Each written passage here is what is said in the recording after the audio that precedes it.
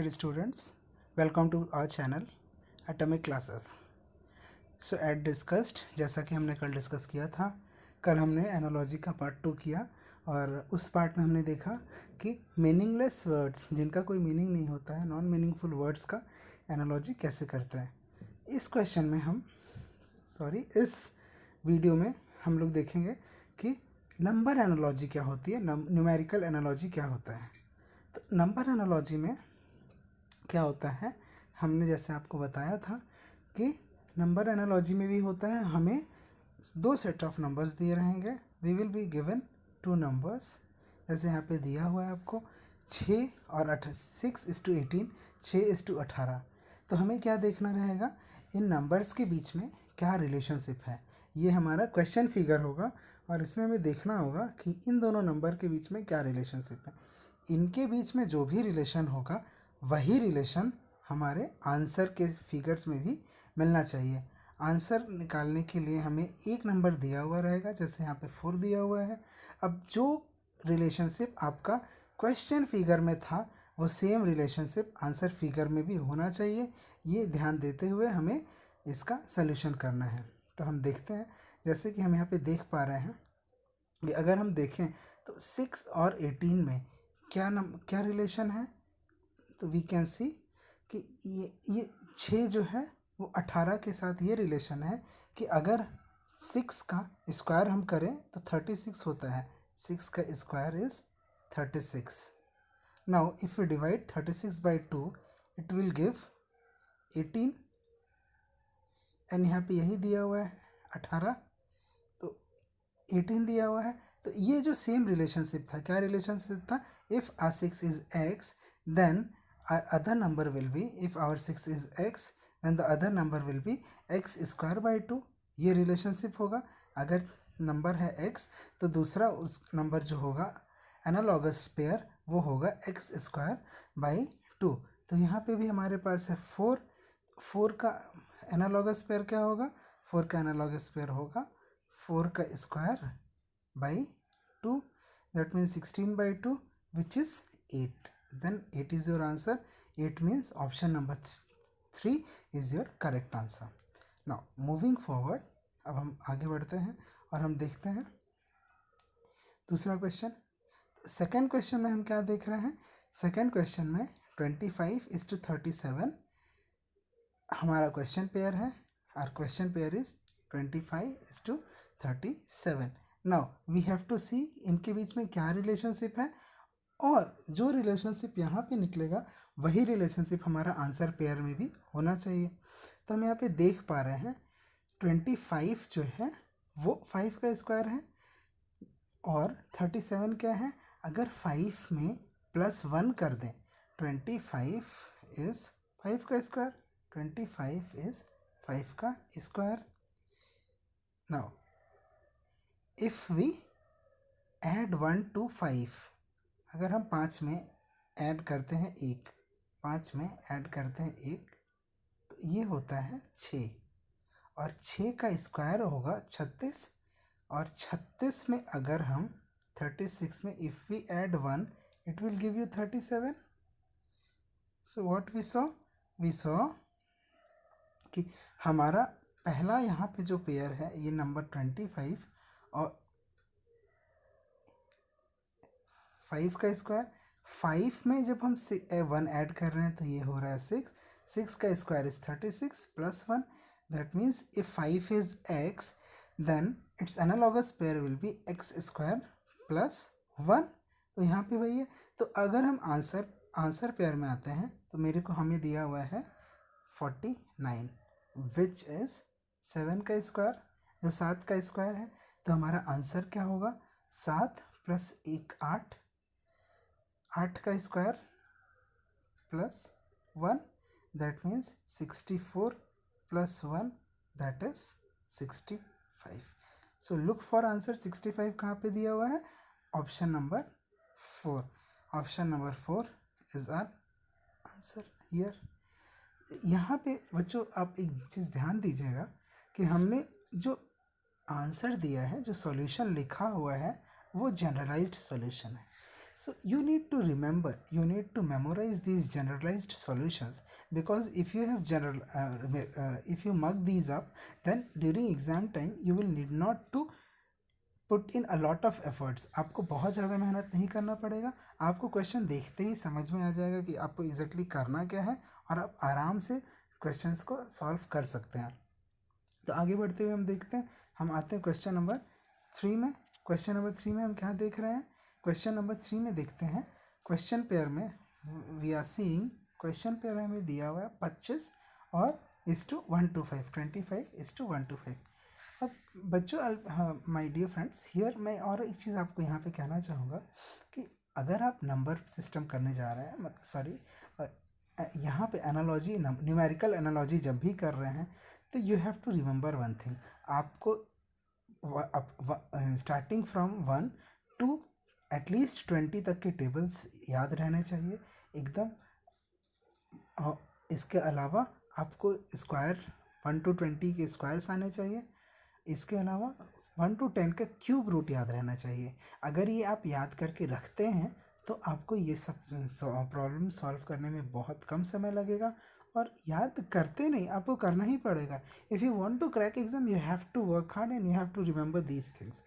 I will be making a separate video. मैं इसके लिए एक अलग वीडियो बनाऊंगा जहाँ पे मैं डिस्कस करूँगा कि what are the elementary things जो आपको याद रहना ही चाहिए.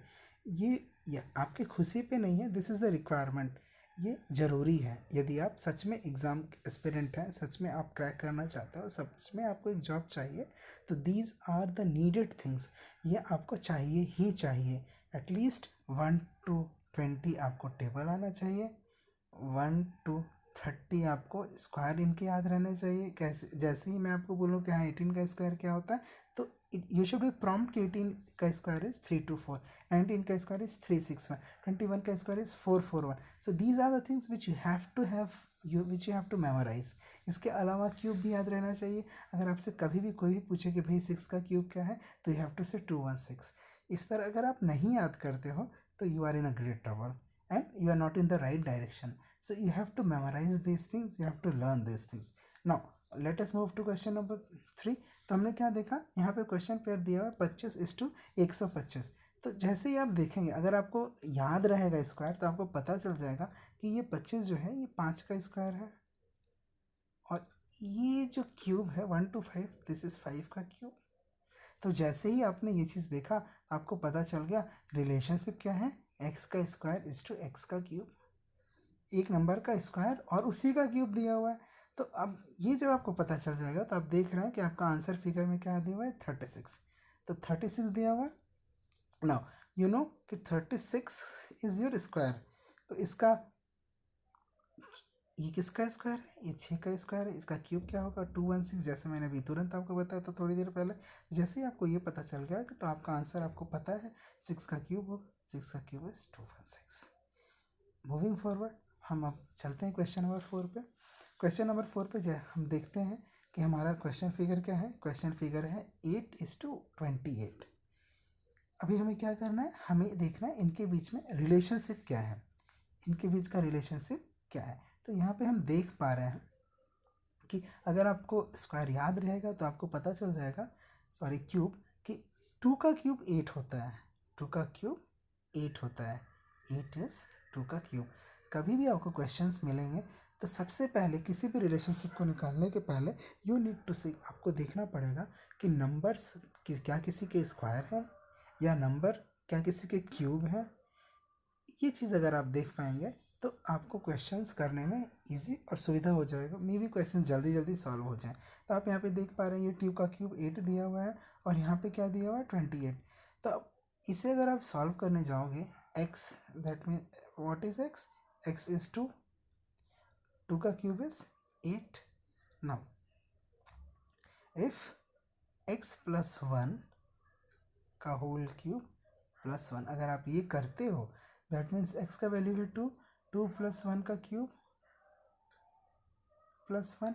2 प्लस 1 इज 27. 27 plus 1 is 28. तो आपको रिलेशनशिप पता चल गया. x का क्यूब है, x का क्यूब है, प्लस x का क्यूब इज टू क्या है, x प्लस 1 का whole cube plus 1. So this is the relationship. तो सिमिलरली अब आप आंसर पेयर में आ जाओ। आंसर पेयर में आपको क्या दिख रहा है? 27। 27 किसका क्यूब है? 3 का क्यूब है। 3 का क्यूब है, आपको पता चल गया। 3 का क्यूब पता चल गया, तो अब आपका आंसर क्या होगा? 3 + 1 का होल क्यूब और +1, that means 27 plus whole cube हो जाएगा। तो 3 + 1 4 हो गया।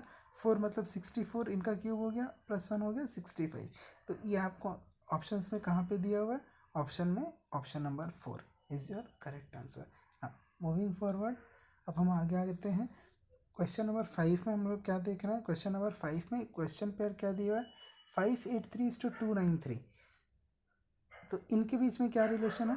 कभी कभी सबसे पहले तो आप देखोगे कि क्या ये किसी के स्क्वायर या क्यूब है, तो आपको दिख रहा है ये किसी के स्क्वायर या क्यूब नहीं है। तो आगे अब आप क्या करोगे? ये चीज़ आप ध्यान रखना कि कभी कभी क्या होता है कि समेशन ऑफ द डिजिट्स हम लोग देखते हैं। यहाँ पे एग्जैक्टली वही हुआ है। तो यहाँ पे क्या किया है? क्वेश्चन का फर्स्ट टर्म क्या था? 583, 5 + 8 + 3, ये क्या हो रहा है? 5 8 13, 13 3 16। अभी आप देखो कि सेकंड टर्म क्या है? 2 + 9 11, 11 + 3 14। तो पहला टर्म का समेशन था 16, दूसरे टर्म का समेशन है 14, दोनों के बीच में डिफरेंस है 2 का। तो आप देख पा रहे हो कि क्वेश्चन पेयर में पहला टर्म और सेकेंड टर्म में सम ऑफ द डिजिट्स के बीच में डिफरेंस आ रहा है 2। तो सेम चीज़ आपको आंसर फिगर में भी देखना है। 488, 4 + 8 + 8, दैट मीन्स 8 4 12 8 20। तो अब आपको ऐसा यहाँ से सॉल्यूशन ऑप्शन देखना है जहाँ पे 20 22 हो या 18 हो, डिफरेंस होना होगा कितने का? 2 का डिफरेंस होना होगा दोनों में। सेकंड टर्म से फर्स्ट टर्म 2 का डिफरेंस रहना चाहिए। तो अब आप देखो किस में होगा ये डिफरेंस। पहला ऑप्शन हम लोग देखते हैं, 2 + 1 3, 3 + 9 इज 12। ये तो होगा नहीं कभी भी। 3 + 7 10, 10 + 8 is 18। So your answer becomes option number 2 18 और वहाँ पे 20। तो फर्स्ट टर्म से सेकंड टर्म दो सम ऑफ द डिजिट्स 2 ज़्यादा है, तो और answer becomes question number 2। Now moving forward, हम अब आ गए हैं क्वेश्चन नंबर 6 में। क्वेश्चन नंबर 6 में क्या दिया हुआ है? हमारा क्वेश्चन फिगर है 9:18। तो now we have to find out इनके बीच में क्या रिलेशन है। जैसे ही आप 9 देखें, अगर आप स्क्वायर पढ़ें तो आपको पता है 3 का स्क्वायर है 9, 3 का स्क्वायर है 9। तो आप एक चीज़ देखो, यहाँ पे 3 का स्क्वायर दिया हुआ है और फिर क्या हुआ है? 3 - 1 का पावर 2 + 1 हुआ है। दैट मीन्स 3 - 1 2 1 इज 2, 2 का स्क्वायर, 2 का स्क्वायर प्लस y⁴ है, सॉरी यहाँ पे +1 भी है। 2 का क्यूब +1, 2 का क्यूब हो गया 8, 8 + 1 is 9। So you can see यहाँ पे क्या हो रहा है आपको। Sorry, there was some mistake. यहाँ पे दिया हुआ है 9:8। आपको पता चल गया 9 किसका क्यूब है, किसका स्क्वायर है? 9 इज द स्क्वायर ऑफ 3, 3 का स्क्वायर है 9। फिर आप देख रहे हैं कि आपका सेकेंड टर्म 8 है, तो डेफिनेटली आपके दिमाग में स्ट्राइक करना चाहिए 8 किसका क्यूब है? 8 2 का क्यूब है। तो 2 का क्यूब जब आपको पता चला, तो आपको एक और चीज़ पता है कि पहला टर्म 3 का स्क्वायर था, तो आपने देखा दूसरा टर्म 2 का क्यूब है। तो आप देखें कि ये जो चीज़ है, यहाँ का x बिकम्स यहाँ पे पावर और यहाँ का y बिकम्स यहाँ पे power. So this is exactly what it is. तो आप यहाँ पे ये देख सकते हैं, यहाँ पे सॉल्यूशन में x का पावर y और इस to x - 1 to the power y + 1 का रिलेशन है। तो you have to remember these relations very very honestly. You have to remember, you have to mug these up because these will help you in the long run. Now coming forward, हम लोग question number 7 में हैं अभी। Question number 7 में क्या देख रहे हैं? क्वेश्चन टर्म है 34:12 और इससे हम इनके बीच का रिलेशन निकालना है और सिमिलर रिलेशन हमें आंसर टर्म में भी खोजना है। तो यहाँ पे हम देख पा रहे हैं कि ये देखो आप, यहाँ पे पहली बात तो यहाँ पे स्क्वायर, किसी का भी स्क्वायर या क्यूब का कोई रिलेशन कहीं पे भी नहीं है। तो अब हमें सेकंड चीज़ क्या देखना होगा? Sum of the digits. Sum of digits भी अगर हम करते हैं तो 3 + 4 इस 7 1 + 2 = 3 ऐसा कुछ नहीं मिल रहा है। तो नाउ वी विल सी, अगर आप एक चीज़ ध्यान से देखें तो 3 × 4 = 12।